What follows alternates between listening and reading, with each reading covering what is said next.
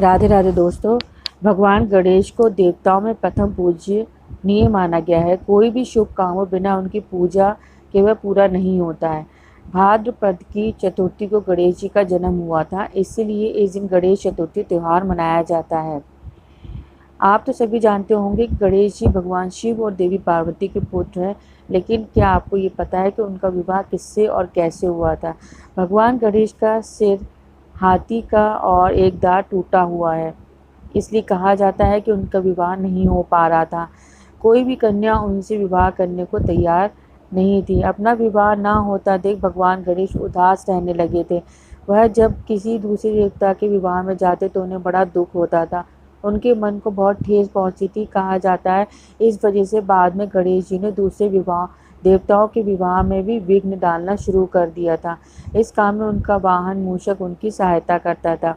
गणेश जी का वाहन मूषक उनके आदेश पर देवताओं के विवाह मंडप को नष्ट कर देता था, जिससे उनके विवाह में अड़चनें पैदा हो जाती थी। गणेश जी और मूषक की इस मिलीभगत में सारे देवता परेशान हो गए थे और अपनी समस्या लेकर गणेश जी के पिता भगवान शिव के पास पहुंचे, लेकिन वहां भी उनकी समस्या का समाधान नहीं हुआ।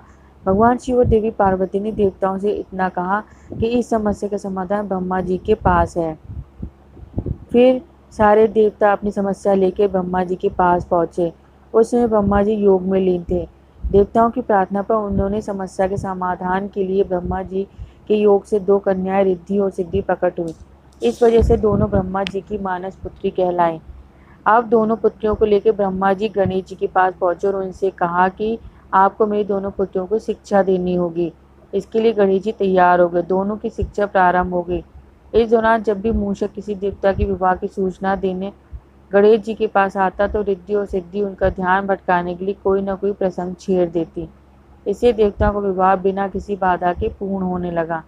एक दिन गणेश जी को सारी बातें पता चल गई कि रिद्धि और सिद्धि की वजह से देवताओं का विवाह बिना किसी रुकावट के संपूर्ण हो रहा है। इससे गणेश जी काफी क्रोधित हो गए। हालांकि उस समय ब्रह्मा जी वहां प्रकट हुए और गणेश जी से कहने लगे कि मुझे अपनी दोनों पुत्रियों रिद्धि और सिद्धि के विवाह के लिए कोई योग्य वर नहीं मिल रहा है, आप ही उनसे विवाह कर ले। इसलिए भगवान गणेश का विवाह धूमधाम से रिद्धि और सिद्धि के साथ हुआ। कहा जाता है कि उनसे दो पुत्र हुए जिनका नाम शुभ और लाभ था। तो इस तरह से गणपति जी की शादी हुई। और आपको मेरी जानकारी कैसी लगी? अगर अच्छी लगी हो तो प्लीज़ मेरे चैनल को लाइक और सब्सक्राइब जरूर करें। फिर मिलते हैं किसी नई जानकारी के साथ। तब तक के लिए राधे राधे।